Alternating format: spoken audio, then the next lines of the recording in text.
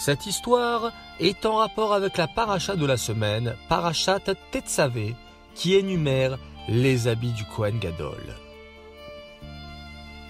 Un Romain passa un jour près des fenêtres d'une école juive où étudiaient des enfants. Il entendit leur maître leur expliquer les versets décrivant les habits du Kohen Gadol.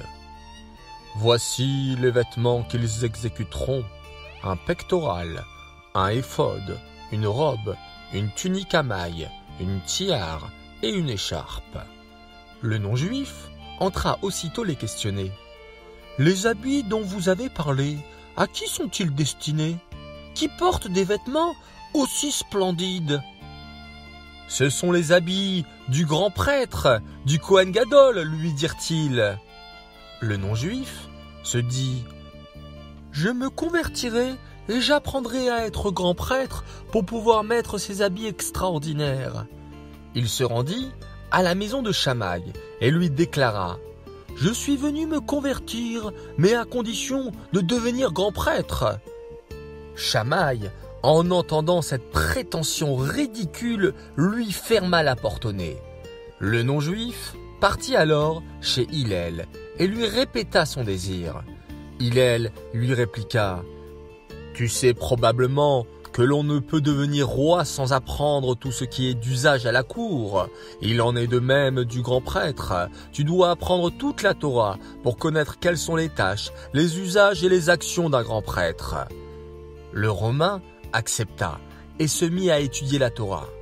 Quand il arriva au verset « Le profane qui en approchera sera frappé de mort », c'est-à-dire que seul homme de la tribu de Lévi peut servir dans le Beth Amikdash, il demanda à Hillel: cette interdiction exclut-elle vraiment tout autre?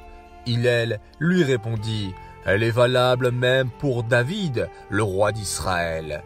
Le converti fit le raisonnement suivant: si déjà la chose est interdite pour les enfants d'Israël qui sont considérés comme les enfants chéris d'Hachem, alors moi, qui viens de me convertir, comment ai-je pu imaginer jouer le rôle du Kohen Gadol?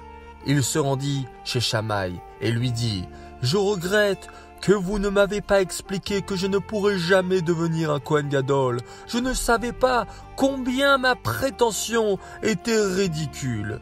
Puis, il retourna chez Hillel et le remercia pour ce qu'il lui avait appris. Grâce à votre patience, j'ai eu le bonheur de me rapprocher du judaïsme. Que Dieu vous bénisse.